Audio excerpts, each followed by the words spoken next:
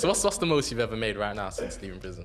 What, in a month? Yeah, in a month. Like 80 chips. PremiumBells, a trader, a marketer who has retired his mother. But has also been to prison for trying to make fast cash. When he was released, he was able to take his life to new heights. Valentine's Day 2020, I'll never forget, was the actual sentence date where we're gonna go in or be free. And I was so confident that I wasn't gonna go in. That night, I booked a hotel, I booked a restaurant, like a dinner reservation. I was that confident, I was like, there's no way I'm going to prison. And then they slapped me with it.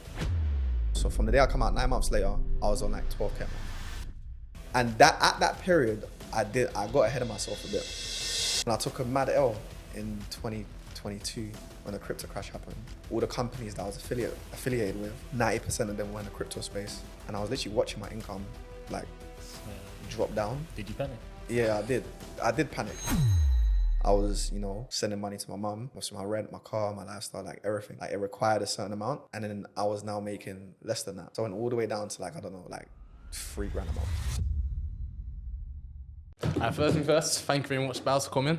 Also, got Diamond in the studio, probably won't be seen, but first things first, I've checked out your Instagram, I've even heard stories from other people about you. Yep. Also, a big recommendation from Diamond. Diamond's just shouted you out, and boom. First question I want to understand is, why is it they call you the premium? PremiumBells.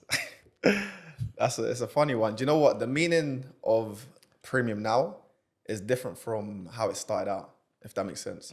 So premium actually started from trading, right? There's a terminology in trading where you sell at a premium price and you buy at a discounted price.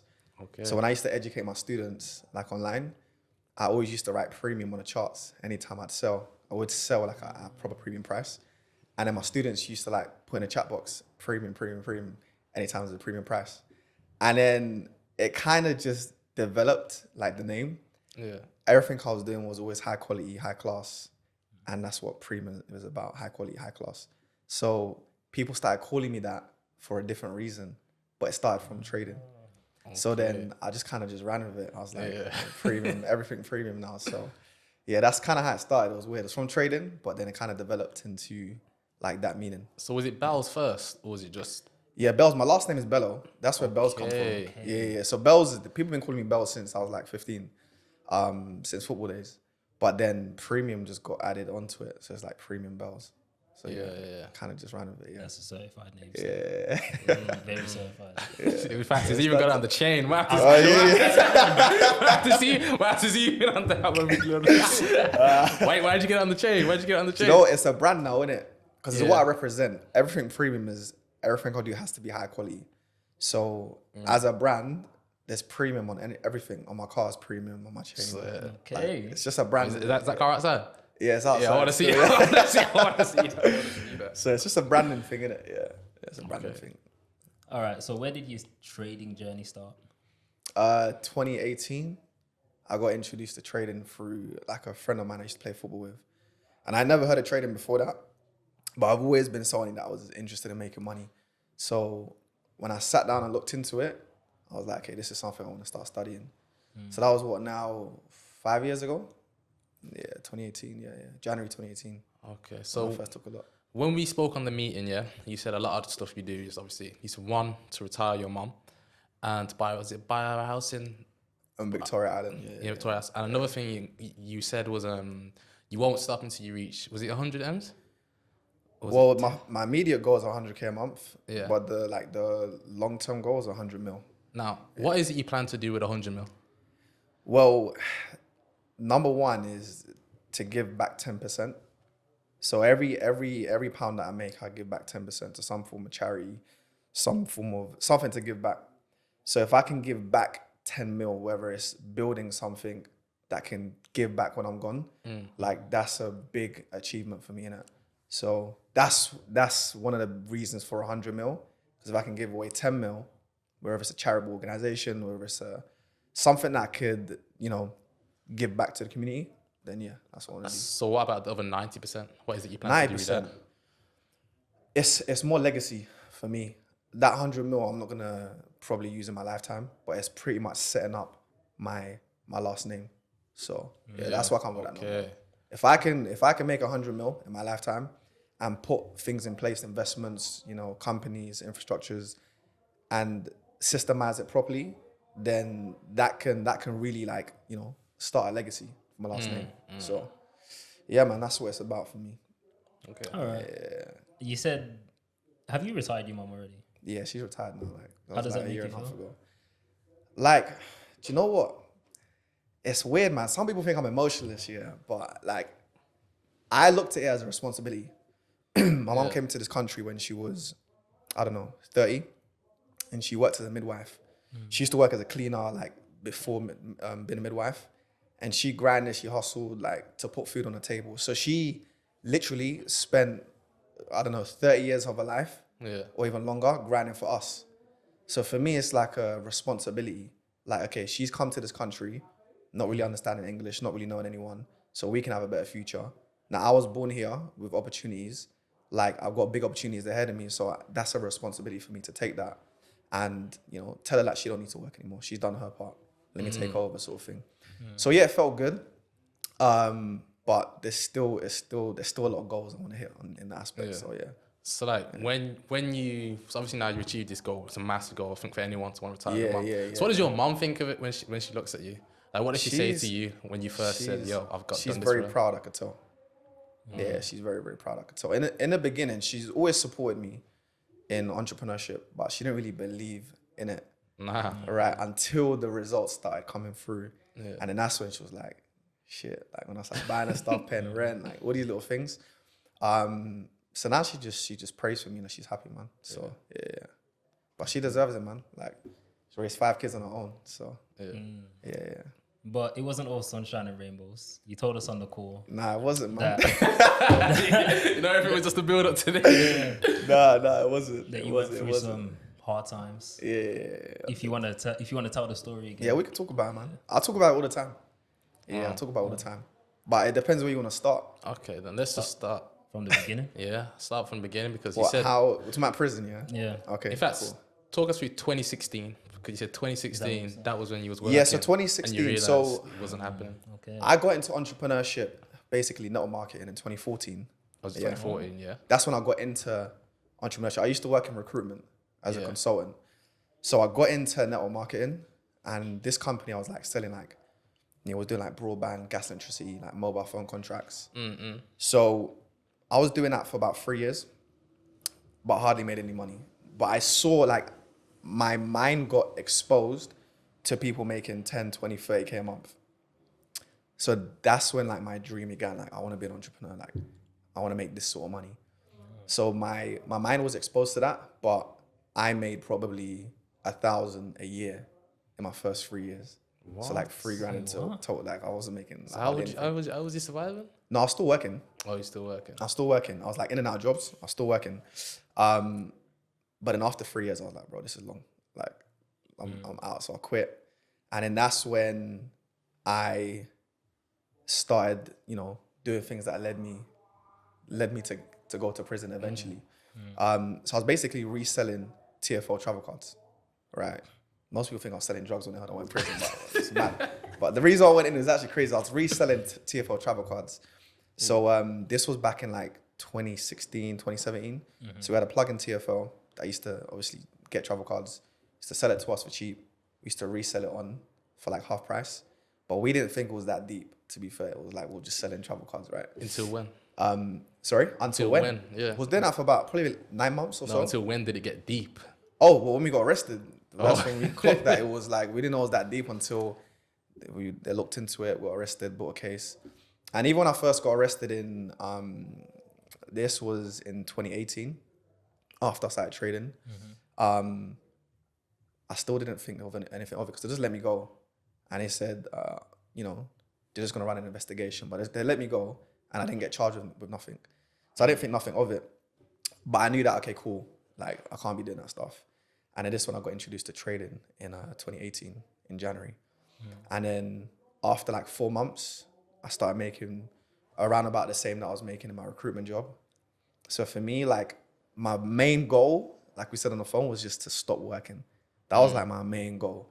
So after like 4 or 5 months, I quit my job and I was just like trading and building the business full time. And then literally, let's say give it another 6, 7 months, I got arrested again. And they were like, okay, cool, now we're charging you, we got evidence. And so that's when it got real, right? That's when it got real. Up until then, I completely forgot about that case, right, in 2017. Then when I got arrested again, I was like, okay, cool, I'm getting charged now. I never actually thought I was gonna go to prison. I just thought, I don't know, community service or get a fine or something. But yeah, I got charged. Then that went on for like another like another year. Because we got let go and then like we got put on trial. The trial was long because it was like loads of us. And then in the end, Valentine's Day 2020, I'll never forget, was the actual date, the sentence date, whether we're gonna go in or be free. And I was so confident, that I wasn't gonna go in, that night I booked a hotel and I booked a restaurant, like a dinner reservation for the girl that I seen at the time. Yeah. I was that confident. I was like, there's no way I'm going to prison like this. Selling travel cards, like, you know. And I had a good referencing. That was my first ever time being in trouble with the police. Had a good background. I was working. I was doing something positive in the community. So I never thought I was going in. And then they slapped me with it. They said, you know, they gave me 15 months. And in the UK, if you get less than, I believe, 2 years, you can get a suspended sentence. Meaning that you get convicted, but you don't actually go inside. You just go on license outside. So I thought, okay, 15 months is under 2 years. I'm definitely not going behind bars. And then they were just like, you know what? This is TFL. We need to make an example of you guys. So just literally bombs. Yeah, they got me. Do you reckon it was because you were black? Nah, I wouldn't say that. I got a fair trial, to be fair. Make an example. I got a fair trial. The people that I was on trial with didn't help out. How do you mean? They just didn't represent themselves well in court, like just lying and like just embarrassing themselves. So that didn't help, but I wouldn't say, I wouldn't say it was because I was black. I had a fair trial. Yeah. It was the jury that found us guilty. But the only bit, that I was a bit peed off at is I got 15 months. I got suspended it. Usually, if it's your first time offending, something like that, they will just suspend it and say community service. But they sent me in. So. Yeah, do you mind if I ask how much money you actually made off TFL travel cards? I don't know how much money I made. I probably can't say that as well. Can't say that. Yeah, I can't say that. But can you say this? I can't say that. What happened to the girl on the night? Was she at the trial? Or because you even texted me like, yo, I can't. No, do you know what? She knew I was like, that was the date. Yeah. So like obviously she knew that didn't come back. Yeah. Damn. Yeah, she knew I was a bit peaked still. Has she contacted you since? Yeah, no, we're cool. We're actually cool. Yeah, we're cool. But she was actually like, wrote me letters and stuff like that. So she was there for me still. Okay. Yeah. But that situation was peak. That was probably the scariest moment of my life when they called out my name and they said, stand up. And then the judge reads like a synopsis about you. Then he gives you your, what your thing is. Yeah. Bro, it was like Judgment Day, bro, I swear. I was like the scariest day, bro. How did you feel, like, in your head? Bro, my heart was beating, like, I almost bust a tear. Like, almost. Oh. Did you think it was over?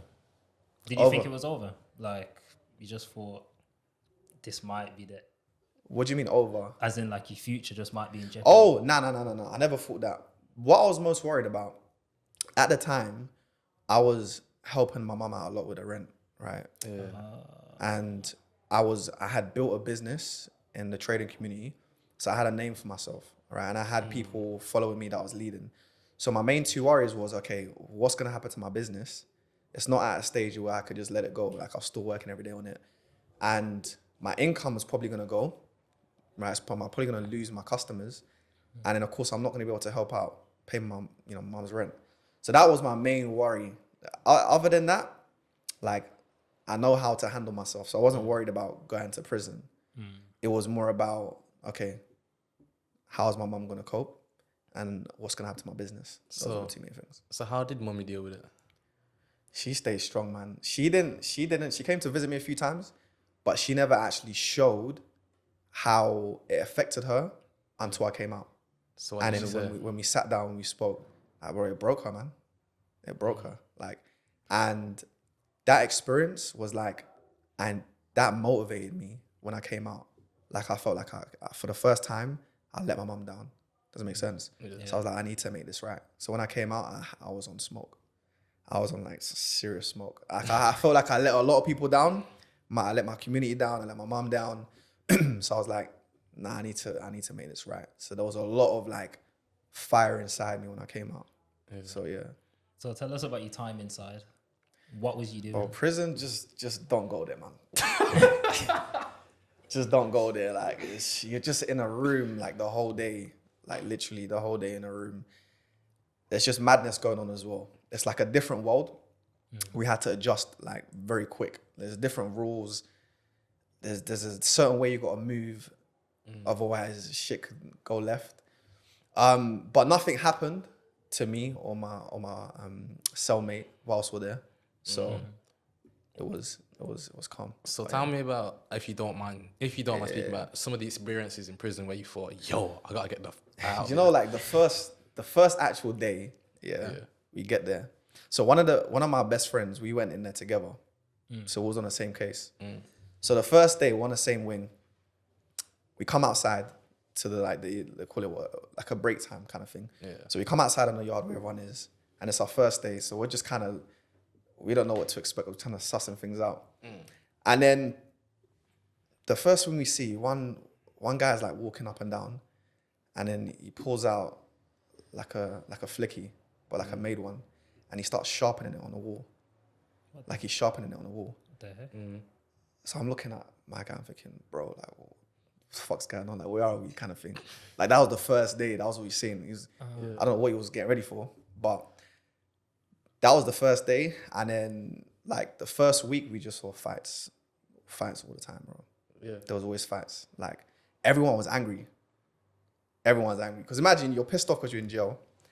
Like, as a man, you got build up of testosterone. Yeah. Right. Because there's no release unless you're, you know, but most people probably aren't. So everyone's just angry. There's just a lot of testosterone. There's a lot of, even I felt a change in myself after a few months. Like I felt myself being a bit more aggressive, not on purpose, but it's just being around that environment, you kind of just, kind of changes you a bit. So there are a lot of fights going on. Visits was the worst one. That's where like a lot of shit went down. What do you mean? Yeah. Basically, if they separate people to different wings based on like gang affiliations, right? But visits, it's one hall. So it's like if you got gang issues with another wing, right? In visits, that's where you're gonna see everyone. So like we used to see shit go down all the time in visits. Bro. Like people just wait. Every time we went to visits, it was like you just stand in the corner, you just kind of just waiting for shit to go down. Like you just feel the energy, it's mad. But we just kept ourselves to ourselves. I was mainly just reading in there, meditating, writing down my goals. And yeah, like eventually the time went. It was mad slow. I did like 7.5 months and it was mad slow. But eventually the time went. And no one ever like came and started trouble for no reason. Yeah. Okay. I think if you're not involved in a gang, if you're not annoying, and if you look like you know how to handle yourself, then no one's gonna come and try you for no reason, more time. So like it was alright. So was there like ever a point you didn't have to fear for your life, or like let's say you seen something, yo, he could come in for me next? Or... Nah. In fact, the first week though, I was in a cell with a random guy, and my best friend was in a cell with another guy, and the guy he was in the cell with was like, he was in there like for like GBH, like he was an aggressive person in it. Yeah. And I remember one story, he was telling me one night the guy was just walking up and down in his cell and he was angry about something, innit? And it was like, I think this was the first week as well. And it was like, bro, like I need to take my anger out on someone, man. I need to punch someone up. Oh my God. When he told me the next day, I was like, bro, just stay strong, bro. He was like, he literally went quiet. And he was at the top bunk as well, innit? So he just like put the quote over his head. He was like, fuck this, man. But nothing actually happened to him. But yeah, when he told me that story, I was cracking up. So hold on, did he get the same time as you? Yeah, he got like a few weeks longer.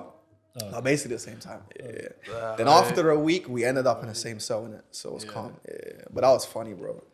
But he ended up being mad cool, that guy, anyway. But that first week, like, they didn't know each other. He's coming in his cell. So he's not really happy. And then I think that day he was pissed off. And he was like, bro, I feel like I need to punch someone up. And he was like, fuck. So I was a bit mad in there still. Scary times. I was a bit mad. I'll be like, yo, he's trying to punch me up. He was like, bro, I'm the only one in this room for that. Who else, bro? So I was a bit mad still. I was a bit mad. All right, so tell me about the strong points, because obviously you have the bad side of prison, but for you, I'm guessing that was a moment of solitude for yourself to actually better yourself. So tell me, what are some of the main things you did that you actually improved your mindset? To be honest, yeah, it's funny. It's a funny thing because I was already on the right path, right? When I got involved in trading in 2018 and I was, building a network marketing business, I was already like reading books. I was already like, meditating. I was already doing all these things to better myself. But I just kind of 10x'd it when I was in prison. I was like, there's this quote that I always live by, that every adversity brings with it the seed of an equivalent or even greater benefit. So when I was on a bus going to prison, all I was thinking is, how am I going to benefit from this adversity? And the one thing was time. I had a lot of time on my hands. So I had no phone, no distractions, no internet. I had time. So that what am I going to do with this 24 hours a day that I wouldn't normally do if I was on the outside? And I was like, I'm just going to read. I'm going to meditate. I'm going to write down my goals. I'm going to just think about what I want from life. And that's all I did all day, bro. You say that was like, being in prison allowed you to have the biggest reflection you could have. I reflected like crazy, bro. I literally asked myself a question that probably no one asked themselves. So I just sat down and was like, what do I want from life? Like, literally, the answer was like, I want to be happy. I want freedom. So I said, okay, what do I need to be happy and be free? Well, I need to be making a certain amount of money. That means I don't have to work and I can travel and do what it is I want, right? So the number I came up with for the freedom, it was 100K a month. I think 10 grand a month was like the first stepping stone. But to do like majority of the things that I want, just get up and go anywhere, like 100K a month, you could pretty much do like almost anything you want. What things are you trying to do? Huh? What things are you trying to do? Nothing mad. It's just, do you know what it is? I don't like limitations. So if I can't do something because of money, that it doesn't sit well with me. So I think that sort of bracket, like pretty much most things within reason, you could pretty much do in it, right? Without having to think or worry about money. The 10 grand a month, there's a lot of things that you still can't do, right? You're gonna have to like be calculated what you do, right? So that was basically it. So I said, I need to be making this amount of money and it needs to be in this fashion where I'm in control of what I do. I don't have a boss. No one's telling me what to do. So that's what I said. And if I can get myself in that situation, then I can design my life how I want it. I can live how I want. So that was basically it. It was simple. Yeah. Last thing about prison, did you meet any interesting people? Like someone that had a business in there? And A business? Like, yeah. And it was like, their business was doing well and then something happened. Nah. Do you know what it is? Everyone is normal in there. Like I thought people are going to be different in there. Everyone's normal people until like you see the other side to them. Like it's mad weird. You'll be cool with someone and like they're just normal, and then like I don't know, they get into altercation and like you just see another side to them and they become like an animal. So everyone was normal in there, but everyone definitely had another side to them, which that's where you had to be careful. Yeah. All right. As soon as he came out, what's the first thing you did? I went to see my mum. I got thrown like a party, it was a surprise. I went to see my boys, and then it was just literally, it was like 50 people in the house. First day out party. Literally first day out party. First day out party. I needed to be home by, I think it was 11 that night. So I was kind of pissed, but. Why you get? Because I got put on tag off. Yeah. So they'll come in the next day. But yeah, so first things first, I already had all my goals written down. What I wanted to achieve in the first 3 months, 6 months, whatever. My probation officer was, the first game plan was to get a job, right? So that's what I did. I got a job as a concierge, and I actually needed one because remember, whilst I was in, I wasn't making no money. I lost my business, and debt was piling up. So I got a job as a concierge. But here's the crazy thing. I went to the first day at work. I was there for maybe like 3-4 hours. And then I was starting to get like panic attacks. Like not like full on ones, but like I was just feeling mad anxious. And I was just like, I'm feeling mad weird, like I'm not meant to be here. And I think it's because I kept telling myself when I was inside, like as part of my affirmations, like I'm a multi-millionaire, I have freedom, I don't work, you know, I'm the boss, like mad affirmations. And I started believing this, I started feeling like I'm that person. So when I went, and I remember the manager told me to do something, and I don't know, it wasn't rude, but they just said it in a way that I just didn't like. Like, are you telling me to go grab this or go do this? And I was like, you know what? I was like, look, I'm sorry for wasting your time on this the first day, but like, I can't do this, man. And I just picked up my stuff and I just left. I literally just dipped. The same day, bro. Like literally after 3-4 hours, I left. Most people don't even know this. It was one day in it. I left and I went home and I was like, all right, it's do or die now. Like, I need to make it happen. And I wouldn't even advise doing that because it wasn't smart, like financially, because I needed a job. But when you know, you know. And I just knew I was ready. Like, I was ready. Yeah. So, yeah. So, like, would you say when my man told you what to do, you just went against everything you had planned to do? It's like it went against like my core, like something, I don't know. I was like, I think I've heard someone speak about, don't quote me, like a double, affirmation is like a double-edged sword or something. So it's like, one's like reinforce what you say, but you know, people say it because they have that, let's say I'm gonna be a millionaire, but they aren't a millionaire. And it's like that slight doubt that you're actually not a millionaire. Okay, like I hear what you're saying. Yeah, like when you first start saying affirmations, like you don't actually believe it. I think that's it's after you repeat it so many times, and you got to do work in other areas as well, that it really starts to kick in. Like there's 4 areas that govern your belief system, right? Number 1 is like your environment. That's number 1. So like what is around you? You know, where do you go to? What place do you go to? Just your environment, whether it's your home or work, that's going to influence your belief system a lot. So when I was in prison, that was like the worst environment to be in. So I had to change my environment and meditate. I had to be creative with my imagination because there was just 4 walls. That was my environment. So I had to put pictures up all over the prison walls of like all the goals that I want. And I had to meditate a lot. Then the next one is like your associations, right? So who you're hanging around with. If you're around people that are making a certain amount, if you're around successful people, then that's going to help govern your belief system because you're seeing a certain lifestyle with these individuals. And the third one's like information, like what you reading, what you listening to. So I was just reading books upon books upon books. And then the last one is your experiences. So, you know, the car you want to drive, like if you test drive it, you're experiencing it. The home you want to live in, if you go view it, you're experiencing what that's like. So those 4 things put together govern your belief system. But affirmations is obviously just one part of it. But in the end, I did believe it. And I still do. Like, I feel like when I came out, like I feel the same now how I did before, that I'm supposed to be a millionaire. And like, I'm still going for that. So, yeah. So after you quit that job on your first day, what did you go and do? I went home to the drawing board. I had my goal set out and I just started working on my trading business. I was like, I need to build this back up to the point where I didn't need to work anymore, which was only about a $2,000 a month, you know, income. But for me at the time, like I could live off $2,000 a month, right? So I think it took me like, I don't know, like 2 months to build it back up to that point. And then it was like, okay, cool. Now we need to go for 5K a month, 10K a month, and then on from there. All right, just going back to one of the things you said, and I saw you on your Instagram as well. Yeah. Where you got premium books. Book reviews. Book reviews, yeah. Oh yeah. I tried a little something. Yeah, I like it. You got the premium diary as well. Yeah, premium diary. So what made you? In fact, what were some of the books you would say that you hold to core right now? Okay, my favorite book is Think and Grow Rich. I actually like Outwitting the Devil. It's by the same author, Napoleon Hill. That book is crazy. It's deep. I think I've seen that. There's like I think I said an audio book and like a video. Yeah, there's an audio. The audio is sick because he's interviewing the devil. Yeah. And the voice is the devil voice. That's what I'm saying. So it's like kind of scary in the beginning. Yeah. It's just like a devil voice. But that's proper sick. Rich Dad, Poor Dad. I like that one.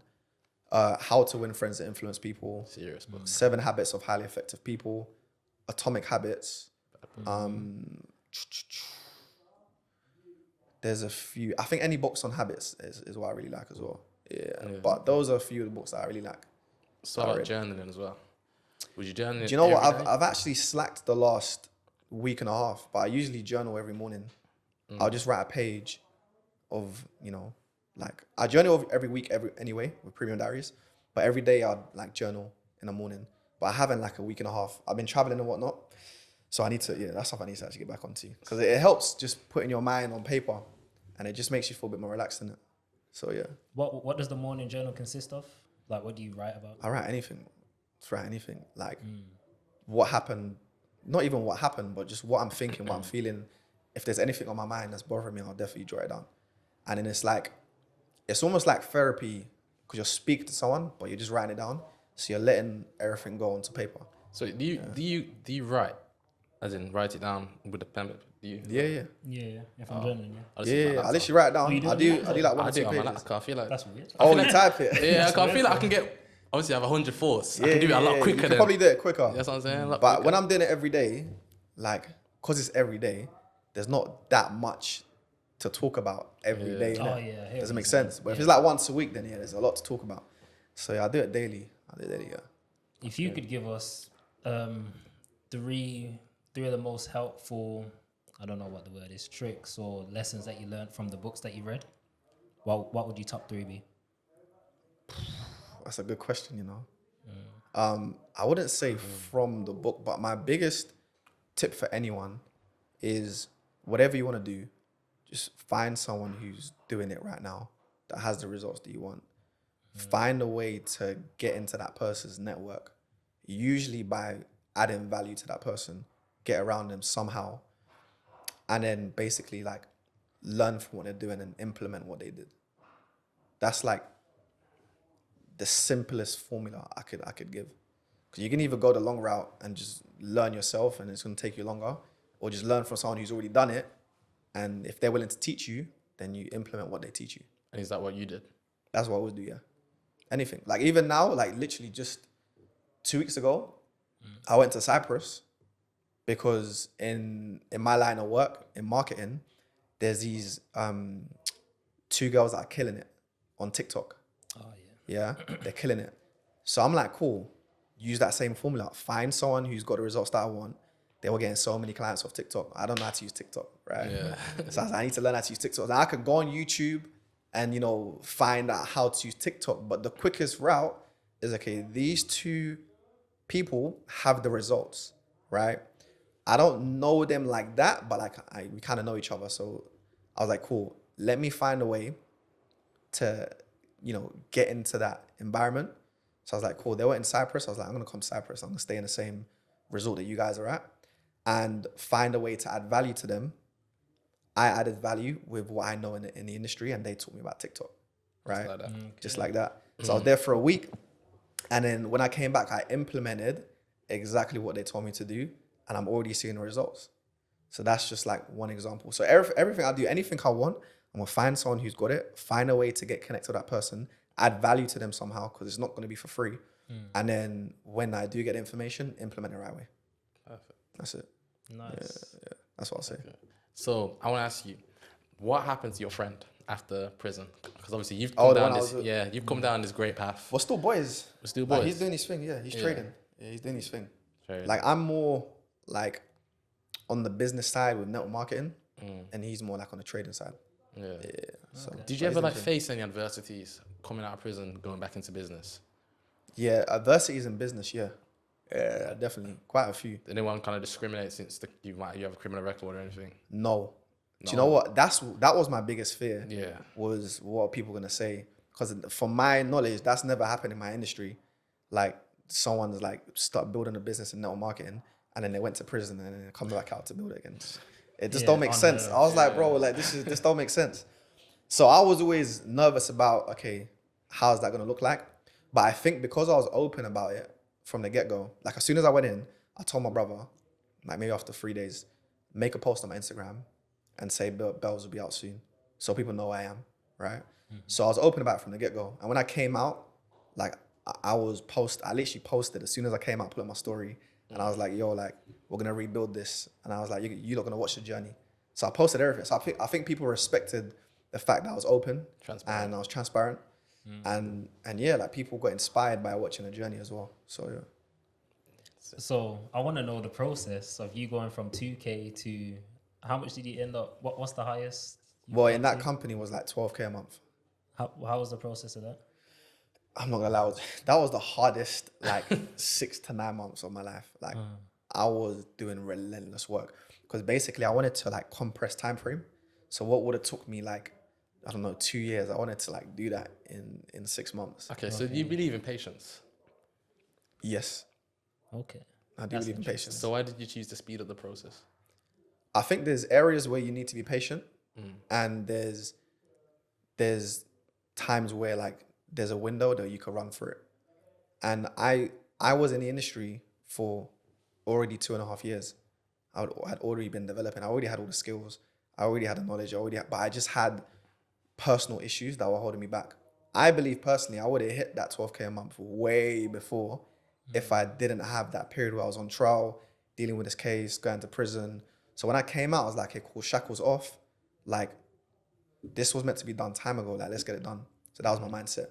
But I think you can't rush growth. That's what you can't rush. There's certain things you can't rush, but there's things where there's a window and you go for it. I saw a window to get it and I was like, I'm going for it. So I was relentless, bro. Like for 2 weeks, I didn't leave my house and I was studying every successful individual within that company. I was watching all the videos, taking notes. I was developing a system. There was days, I'm not gonna lie, I didn't brush my teeth, I didn't shower, I was just in my room like the whole time. I didn't care. I was on like some different So you remember smoke. them 2 weeks like it was yesterday? Bro, like, I remember that. I didn't leave my room. Literally, I didn't leave my room. And I used to do like my affirmations like crazy. When I wake up at 6 a.m. on my affirmations, because to go that hard, I was doing like 16 hours a day. I needed like a different level of motivation. So I used to wake up, I used to look myself in the mirror and I used to scream, like literally scream, like I'm a winner, I'm a champion, I'm gonna do this, I'm gonna retire my mom, I'm gonna do it. So what was the So fuel? pump me up. I had to fuel myself up. No, what just was to do the that. fuel? Oh, what just was the- it? Yeah. My Like, mum. that got you all, your mom. It was my mum. Yeah, I wanted to retire so bad. What I did, my mum still doesn't know this. I took my mum's phone and I WhatsApp myself a message saying like something like, "Thank you so much, because of you, like I don't have to work anymore." Yeah. So it looked like she sent me that message, but it was from me. Then I printed that message out and I put it on my wall. And every morning I used to reading it, and that used to boil me up. Like I wasn't on going no party. I wasn't going no girls, no nothing. I was just like, I need to get this shit done. I was looking at it every single day, reading it. Then I look at myself in the mirror. I'll be like, I need to retire, mum. Like she deserves. You need to do it. You need to do it. So I'll pump myself up, and I'll get to work. Like, and I won't stop. So for 16 hours a day, I was like just back to back, just doing everything I can to make it happen. Did she ever send that message once you did it? Do you know what? Like, she sent a similar message a couple of years after. And what was that feeling like? Bro, it was mad because I was like, I lost that original message, but that made me remember. I was like, shit, like, I basically manifested that.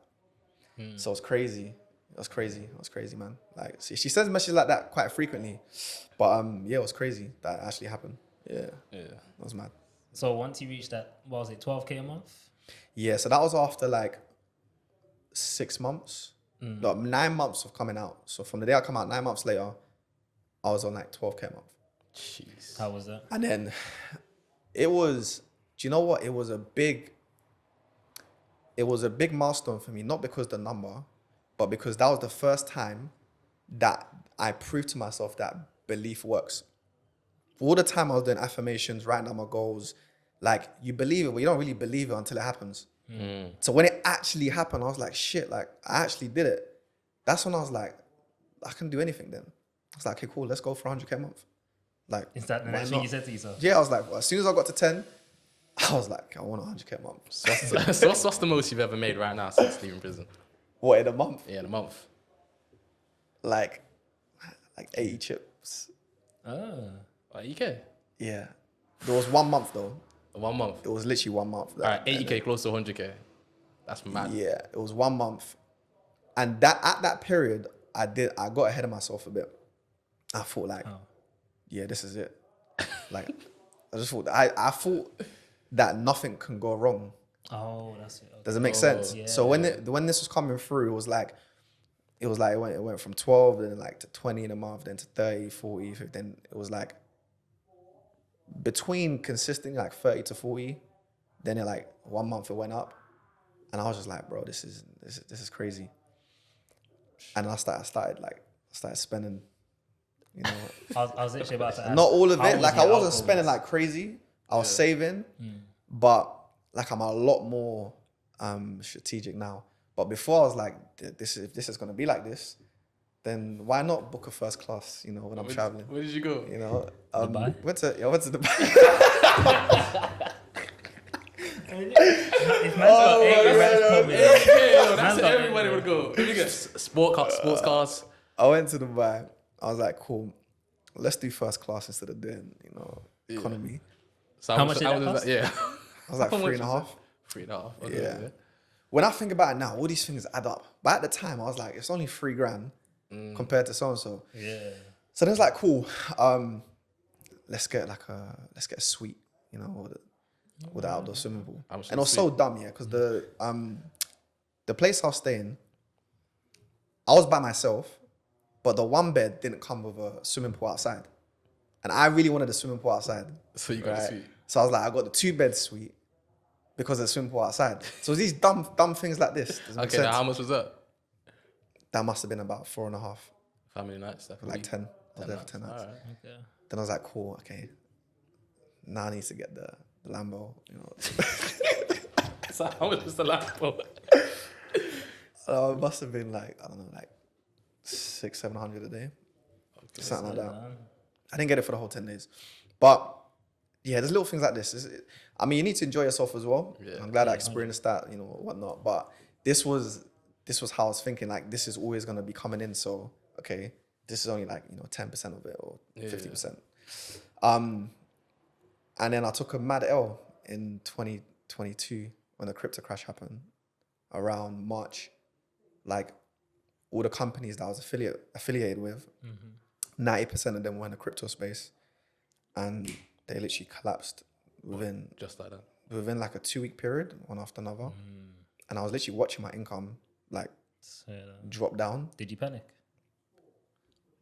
At the end, yeah, I did panic.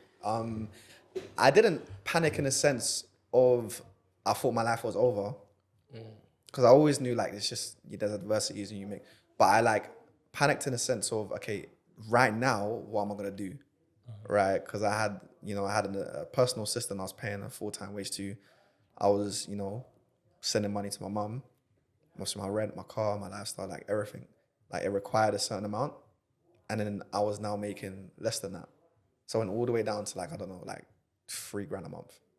Swear. So it was like, So from 80K to just anyone can live with $3,000 a month, but when you go from like that to like, you know, all the way down there, it's a big jump down. that's a massive. It's a massive jump down. So Yeah. I was like, bro. And then of course I had savings, but then every month I was like just Eating into yourself. eating into it. And I like stripped down everything, like my whole lifestyle, I brought it down, but it was still like, you know, eating into my savings. So this was last summer. That was another tough period, man. Tough period. How did you deal with that? I felt a sense of responsibility from the community, because I wasn't the only one that took it L. Everyone took it L. But I was like, as the leader of the pack, I felt a responsibility to find a new opportunity that we can now, you know, create something with again. And I had to learn from that experience. I had to learn, okay, you know, what companies are now long-term, you know, what business deals can I do that's not gonna allow this to happen again. So I had to learn from that experience. I hired a researcher to help me research into companies before I do business with them. I became a lot more like patient before I get involved in business with anyone. I do like that extra bit of due diligence, the extra bit of research to make sure that this is the right deal. And I started traveling to actually meet with companies face to face. I went to meet CEOs. So the last summer, I literally traveled to Dubai twice. I met with like 4 companies. I went to Miami to meet with another company. I went to Minneapolis, and I went to sit down and actually like vet companies properly before doing business with them. because I was like, this can't be happening again, man. Like, 2 people got hurt. It's too risky. So I was like, I want to partner up with a company that's safe, long-term, sustainable. That was the main thing.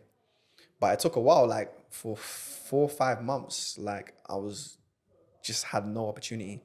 And in September, that's when I found the current company I'm in partnership with. Yeah, so That's a crazy story. It was mad. Like, it was not easy, bro. I'm not gonna lie. What did your mom say to you?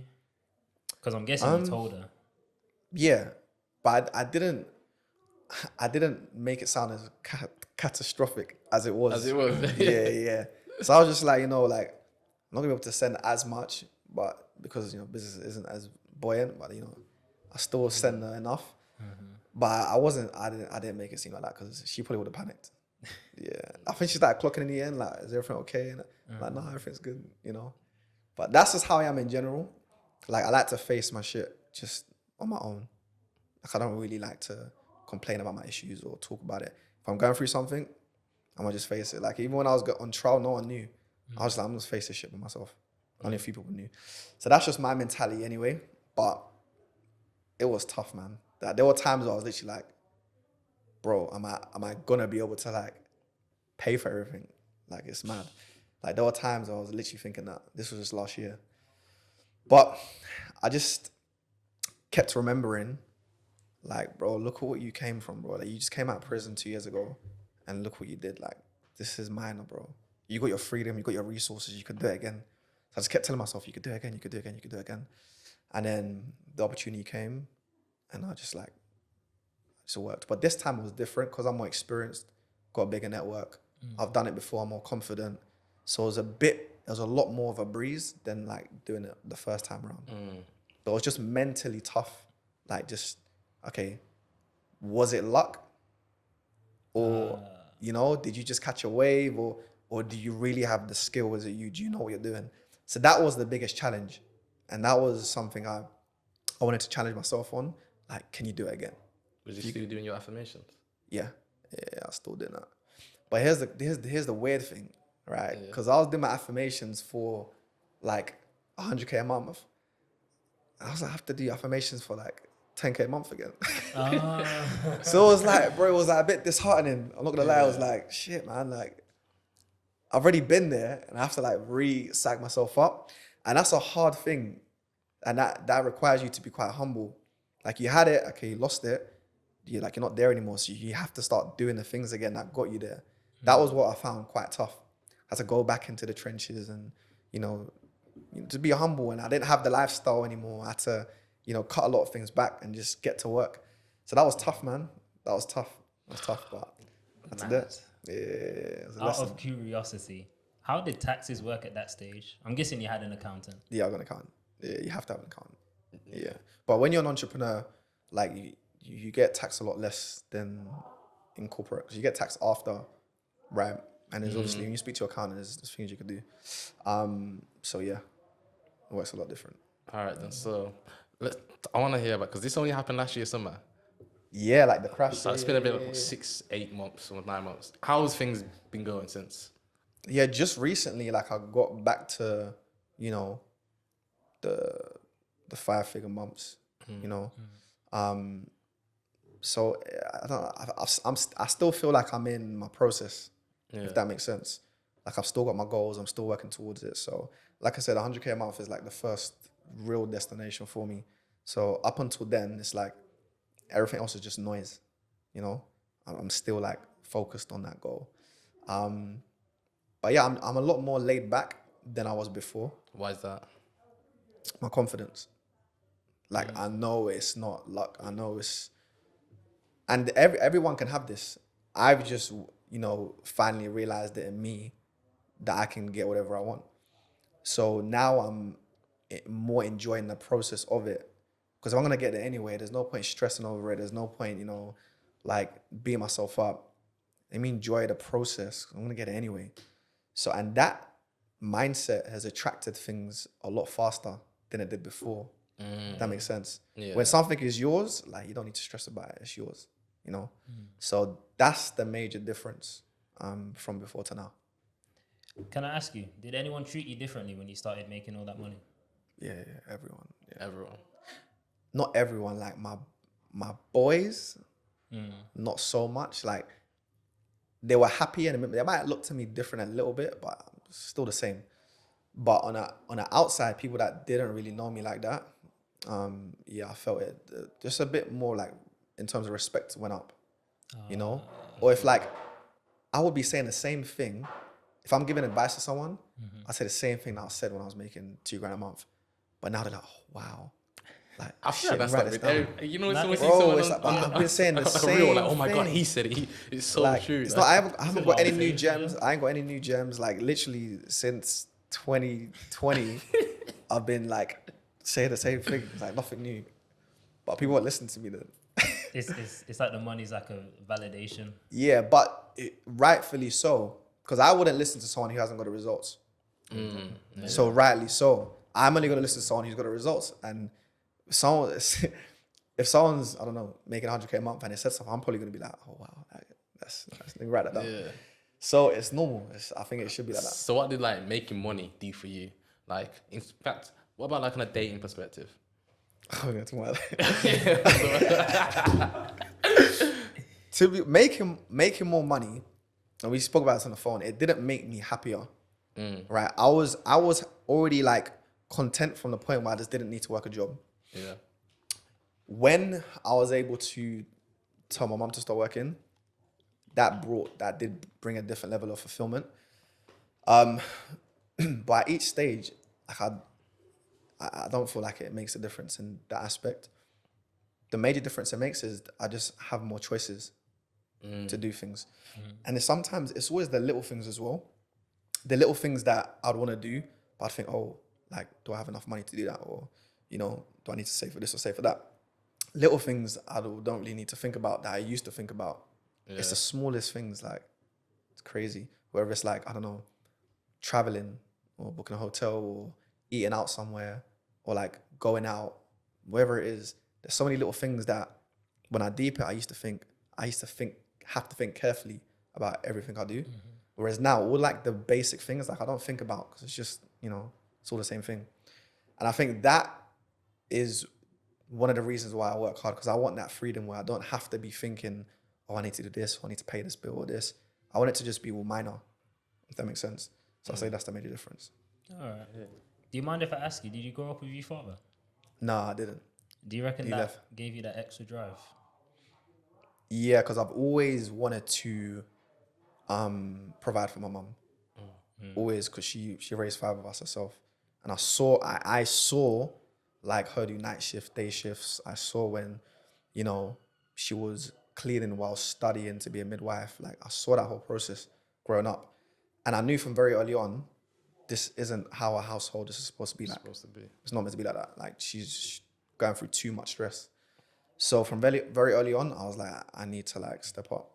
So like, the path you're going now, and you spoke about legacy. So do you do this for like in the future? If you was to have kids, you ain't got. You can make the household you want. The long vision, which it's only quite in a more recent years I've been thinking like this.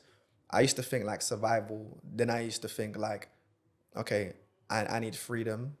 Then I was like, I need to be able to provide for my mum. Then I was like, I'd like to be successful and my family is all good. Yeah. But now it's like, I want to like literally change like my generation. Like I want this to be the standpoint where from here on, the generation changes. And this is why I read a lot, because it's not, we're thinking like that. It's not about money.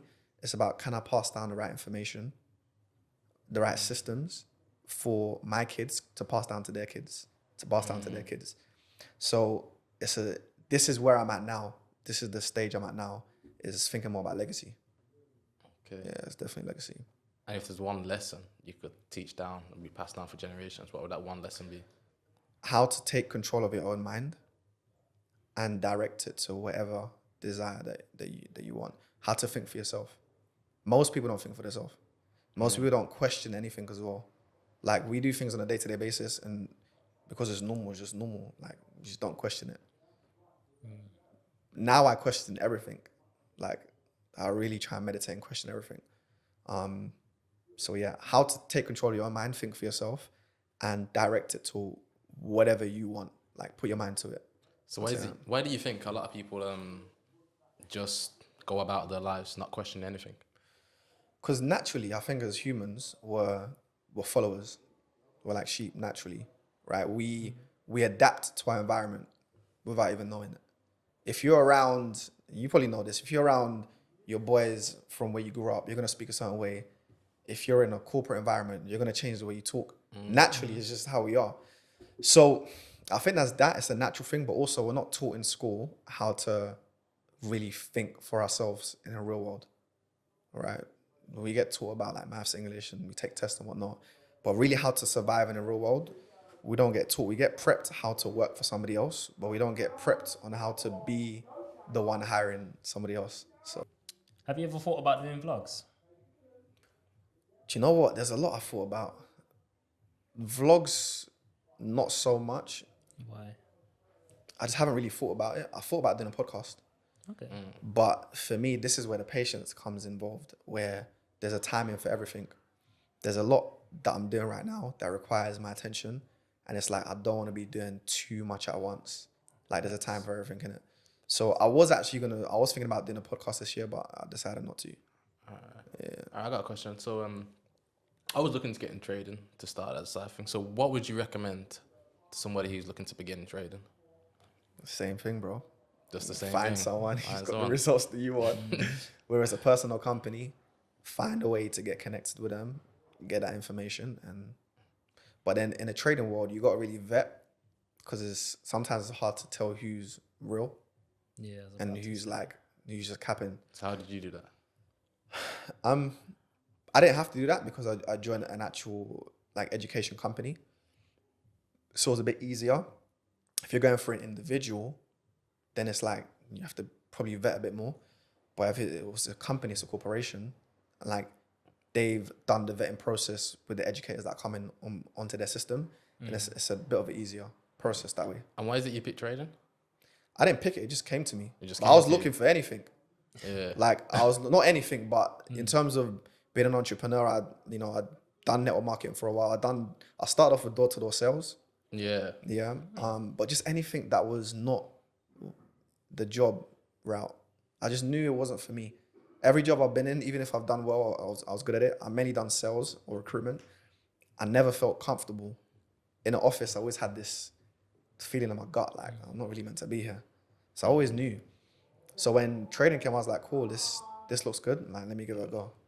Okay. Do you enjoy trading? Not really. Nah. Not Because I feel like a lot of entrepreneurs have said to me, they started off doing the thing, the business that they enjoy. Then they get to a point where they just don't enjoy it, but they just push through it anyway. For me, it wasn't the trading that I enjoyed. I enjoy the aspect of being able to make money online, just you. Yeah. I think it's the only industry where it's just you can make money, it's just you and you, right? You in the markets. I enjoy the business part, which is the leadership part, right? I enjoy working with people, developing people. I enjoy having a vision and working towards that vision and, creating things and making it happen. So it's the network marketing part that I really enjoy. There was a period where I was like proper, like into trading and I was enjoying it. But I was saying to someone yesterday that I was with, I'm at a point in my life where my time is everything. So anything that has to take time for me to make money, I'm not as interested in anymore, if that makes sense. I'm more interested in systems where I can build something and earn a passive income. Because really and truly, like, I didn't become an entrepreneur to, work from 9 to 5 or work from, 9 to 9. Where in the beginning you have to, but like now I'm trying to learn how to think a lot more smart. How can I develop systems? How can I, make the right investments? How can I make the right deals, partnerships where I can make money in a passive way so I can still live my life and still make the same amount of money. So with trading, like being on the charts, like for hours weren't really my thing. So when it comes to trading, I focus more on the leverage part. So I leverage AIs, I leverage softwares, I leverage professionals, because that doesn't take my time or my energy. Does it? So that's what I'm more focused on. All right. Do you class yourself as a leader? I'm guessing you did. I've seen it. Yes. I think everyone's a leader in their own right, but there's different levels to leadership. And I think with everyone you're in communication with, you're at a different level. So it just depends on the level that you're on with that person. So what attributes would you say you have that make you the leader you are? Well, I think a leader is somebody who has character. Yeah. Okay. So character is a big one. Like characters, being able to, how do you respond to adversity, right? But that's the biggest one. I don't really judge someone in leadership when things are good. I watch them how they respond when things are bad, right? So I think character is a big one. I think having a vision is a big one. When I'm working with people now, like a big thing I look for is like, you know, why are you doing what you're doing? Like, what's the goal? What's the vision? You know, where are we taking this? So having a vision, being able to communicate effectively with people, you know, I think that's very, very important. Being able to communicate your vision or, you know, just being able to influence people. I think those are probably the key ones. There's a couple others off the top of my head I'm trying to think. Because I actually wrote a list about this, like the 5 top traits of a leader. But those are 3 of them. Yeah. Definitely. Those are 3 of them. You got your personal question? Yeah, I was thinking the same thing. So I'm gonna hit you with my personal question. Ask every guest this. Okay, go on. What's 7 things that you can't live without? Okay. Sorry.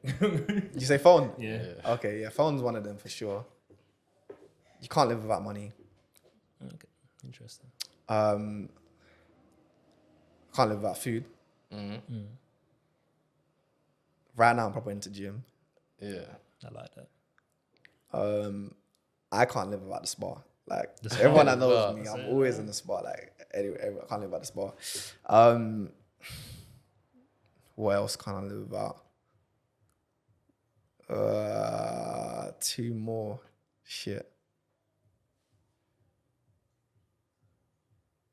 Probably music.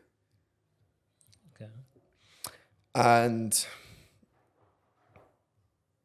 I can't live without girls, man. No, I'm joking. I'm joking. My friends and family. Yeah, Okay. my friends and family. Yeah. All right. I've got my final question as well.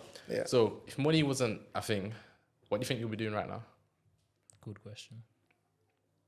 If money wasn't an issue, I think I'll be trying to find a way, like, to give back somehow, to improve, whether it's the community, like something that's gonna get me passionate, right? I think I'm always gonna be involved with people, anything to do with people, bettering people, helping people. I think that's definitely something I'm passionate about. So if it wasn't like to do with money, it would be something to do with like improving the community or something, something along the lines, yeah. So why can't you do that, like without the money? Because obviously you said you want to get to 100 mil to give 10 mil back. Why can't you just do it without the money now? I mean, you can't make an impact without money. You believe so? I believe that. Okay. The real significant impact in the world we live in, everything you do requires money. So if you want to make a real change, like, you're gonna need money behind you. So yeah, I do hear it. there's different ways you can leave an impact, but I think the way I wanna impact it, it requires money. All right. Like to say, Bells, thank you for coming on. No, I appreciate that, man. Thank you. PremiumBells. Our premium podcast. that's I appreciate it. Great I story. appreciate you much, having me, Premium. man. It was calm, it was fun still. That's sick.